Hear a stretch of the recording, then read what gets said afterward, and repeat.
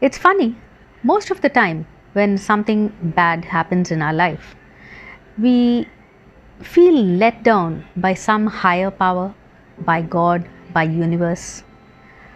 What is the best thing that we can do at a time like this? Give yourself the time to heal. Focus on healing and then you can think as to what to do next. Make peace with reality. Analyze what went wrong.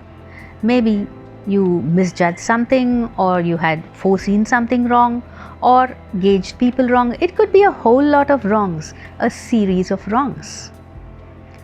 Most of the time, we end up making mistakes because we are busy running. Running where even you wouldn't know.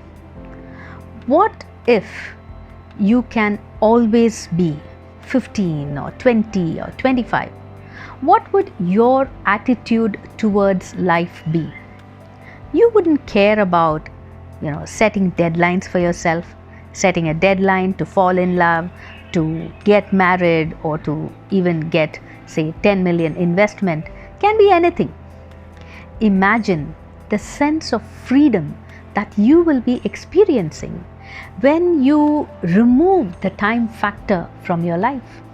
Sounds amazing, isn't it? Try it out once. Try living one day without this pressure, and then 2 days, and then a week, and then it will just become a lifestyle choice. There were two butterflies having their evening tea with a sunflower, and one butterfly said, "When I was a caterpillar, all I wanted was to flush out these wings and keep flying around the world and have little children chase after me." And the second butterfly said, "Oh really? I was just happy to come out alive.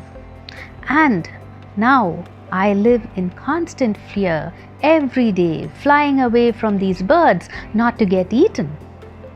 So the sunflower mocked at them and said, "Oh, so basically none of you were in peace when you were inside your cocoon. One was busy dreaming of the life ahead, and the other was wondering whether there will be a life ahead." Now the two butterflies were really angry, and they said, "Oh, really? What were you doing when you were inside the ground in a tiny seed? You were really happy to live in 50 degrees with worms and manure around you? You were very comfortable to be stuck inside a bud? Have you seen your wild yellow petals in a mirror?" Now the sunflower calmly replied, "When I was a seed, I was busy sleeping. And when I was a bud, I was busy dolling up.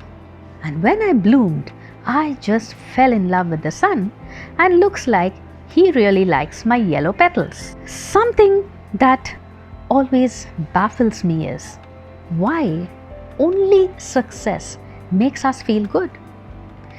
Even in a math test at school, when you get your answer wrong, you're still given marks for your workings. You score marks for the first few steps that are right. We complain so much when others don't appreciate our efforts. Do we appreciate our efforts irrespective of the results? And this frustration, becomes bigger when something goes wrong because something else is not in our control. Do the rains ask the farmers permission before they lash out during the harvest time? A failure doesn't mean that you are a failure. It's just a failed attempt. But yes, you need to learn to draw the line between you and what you do.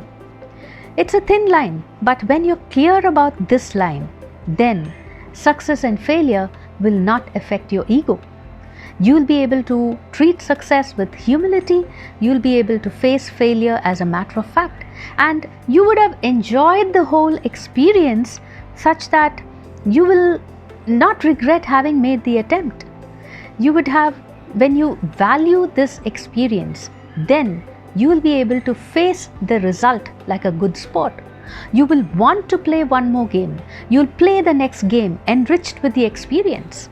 And you get better as you play, whether it's a win or a loss. And all this can happen only when you focus on the experience. Allow your eyes to sparkle. Show interest in everything and everyone around you. That doesn't mean that you compare yourself with others, but then show genuine interest.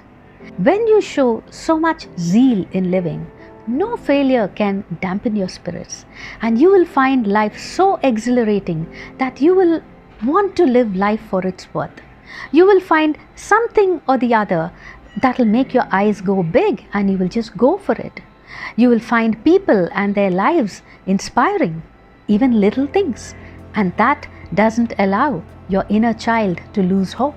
You will always pick yourself up after a fall, brush the dust off, and once again you'll be up in a spirited run towards something that you find worth it. When you begin to understand that life is all about doing, and when you perceive doing as the action and not merely as the end result of your action, then it becomes easier for you to dust yourself and push the restart button after failure.